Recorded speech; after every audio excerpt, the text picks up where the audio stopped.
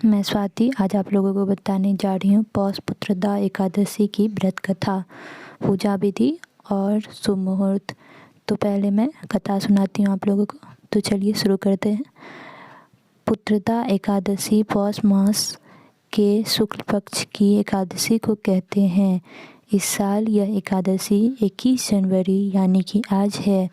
यदि संतान सुख से वंचित दंपति इस व्रत को करे और विधि विधान से पूजा करने के बाद व्रत की कथा का पाठ करे तो व्रत का संपूर्ण फल मिलता है और शीघ्र ही उनके घर में खुशखबरी आती है। पुत्रदा एकादशी की व्रत कथा मैं बताने जा रही हूँ, विस्तार से सुनिए। भगवान श्री कृष्ण ने युधिष्ठिर से कहा, राजन, पौष के शुक्ल पक्ष की जो एकादशी है उसे बतलाता हूँ, सुनो। महाराज, संसार के हित की इच्छा से मैं इसका वर्णन करता हूँ। राजन, पूर्वोक्त विधि से ही यत्नपूर्वक इसका व्रत करना चाहिए। इसका नाम पुत्रदा है। यह सब पापों को हरने वाला उत्तम तिथि है। समस्त कामनाओं तथा सिद्धियों के दाता भगवान नारायण इस तिथि के अधिदेवता हैं। चराचर गणियों सहित समस्त त्रिलोकी में इससे बढ़कर दूसरी कोई तिथि नहीं है।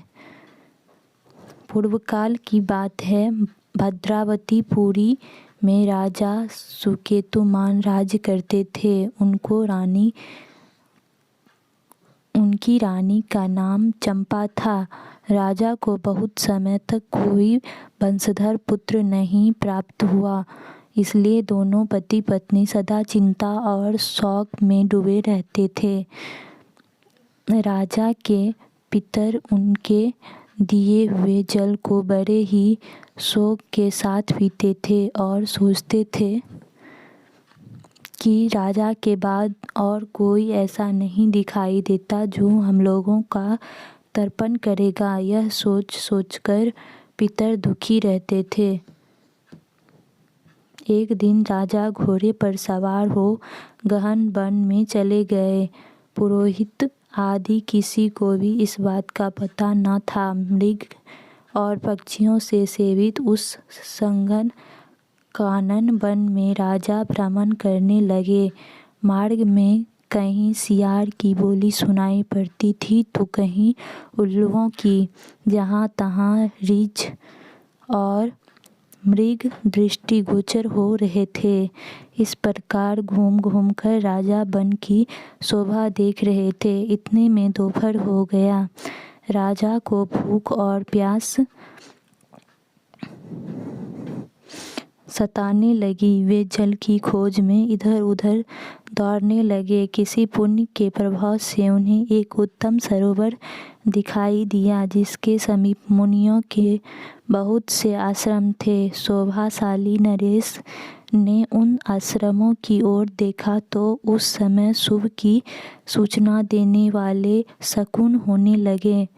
राजा का दाहिना नेत्र और दाहिना हाथ फड़कने लगा, जो उत्तम फल की सूचना दे रहा था।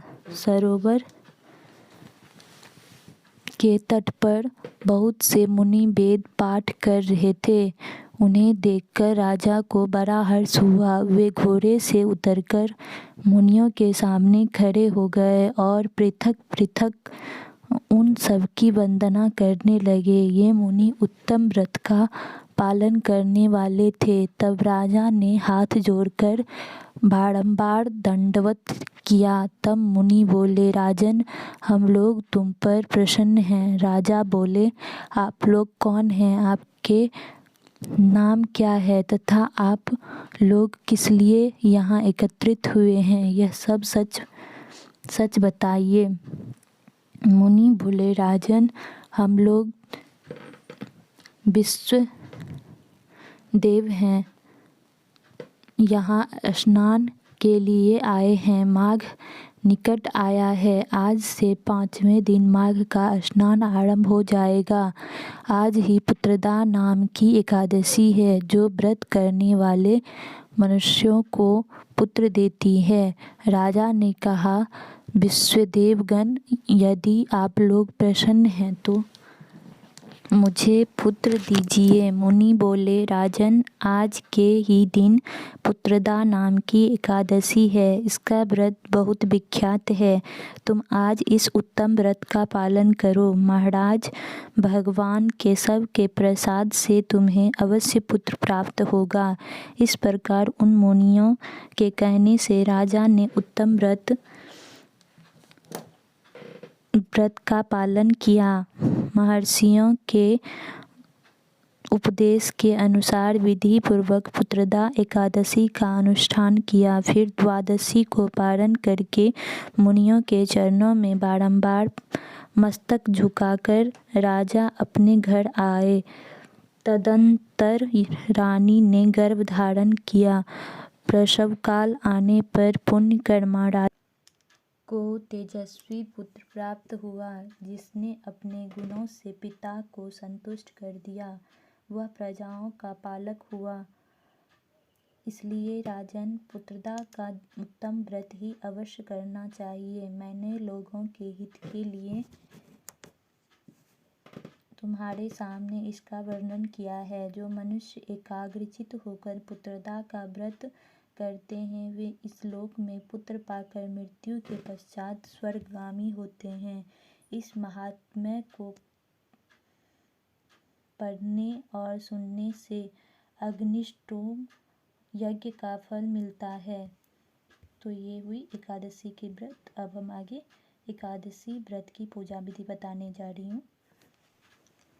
संतान प्राप्ति के लिए पुत्रदा एकादशी के दिन इस मंत्र का 5 माला का जाप करें। ये उपाय संतान प्राप्ति के लिए बेहद लाभदायक है। ओम देवकी सुत गोविंद वासुदेव जगतपते देहि मे तन्यं कृष्ण त्वामहं शरणं गतः। पुत्रदा एकादशी व्रत संतान के जीवन में खुशहाली की कामना के लिए किया जाता है। इस दिन विधि पूर्वक लड्डू गोपाल की पूजा अर्चना करनी चाहिए। कहा जाता है कि ऐसा करने से संतान को जीवन की सभी परेशानियों से छुटकारा मिलता है। पुत्रदा एकादशी के दिन पीपल के पेड़ के नीचे दिया जलाकर विधि पूर्वक विष्णु सहस्त्र नाम का पाठ कर संतान की उन्नति की कामना करें। कहा जाता है कि इस उपाय को करने से संतान के करियर में बाधा नहीं आती है। अगर बच्चा किसी बीमारी का सामना कर रहा है तो माता या पिता पुत्रदा एकादशी के दिन भगवान विष्णु को चावल या गेहूं अर्पित करें। इसके बाद इसे गरीब लोगों में दान कर दें। संतान के आर्थिक पक्ष को मजबूत करने के लिए पुत्रदा एकादशी के दिन सफ़ेद कोड़ियों से पूजा करें। इसके पश्चात उन्हें लाल कपड़े में बांधकर संतान को रखने के लिए दे दें। इस उपाय को करने से संतान की आर्थिक पक्ष मजबूत होता है।